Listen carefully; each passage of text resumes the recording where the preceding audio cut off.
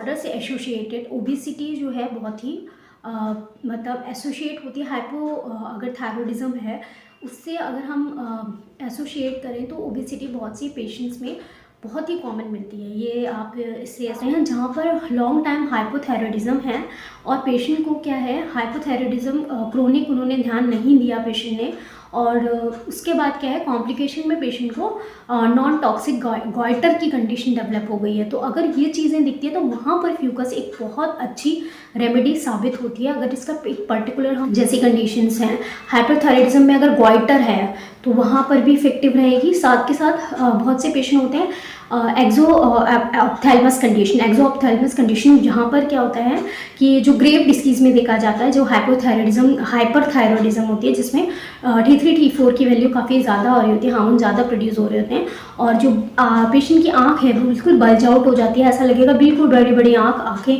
बिल्कुल बाहर की तरफ दिखेंगी, वो ग्रेव डिस कंडीशन होती है। कई बार हाइपरथायरॉयडिज्म जो होता है ग्रेव डिसीज होती है जो कि जेनेटिक इम्यूनली ऑटोइम्यून होती है। हाँ मतलब जेनेटिक चली आ रही है या ऑटोइम्यून है जहाँ पे अपनी ही जो थायराइड ग्लैंड है वहाँ पर जो है बहुत ज़्यादा थायराइड मतलब हार्मोन्स रिलीज होते हैं। तो उस कंडीशन में भी अगर ग्रेव डिसीज़ की कंडीशन है या फिर हाइपोथायरॉयडिज्म है या टॉक्सिक गॉइटर है या थायराइड ग्लैंड पे पर्टिकुलर बहुत काम करेगी। अच्छा तो थायराइड ग्लैंड और उससे रिलेटेड ओबेसिटी है तो उसमें भी ये अच्छी साबित होती है। तो जहाँ भी हमें थायराइड के पेशेंट आते हैं ओबेसिटी से परेशान है तो उसमें भी इफेक्टिव देखी गई है। तो इस मेडिसिन का नाम है फ्यूकस वेसिक्लोसिस।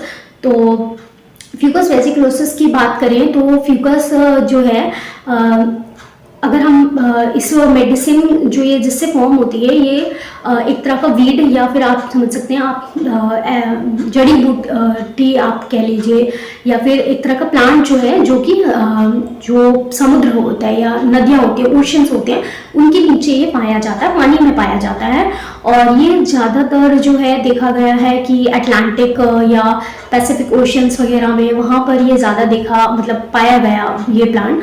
तो वहाँ के लोगों ने देखा कि इसमें जो आयोडीन है उसमें काफ़ी इंक्लूडेड होता है।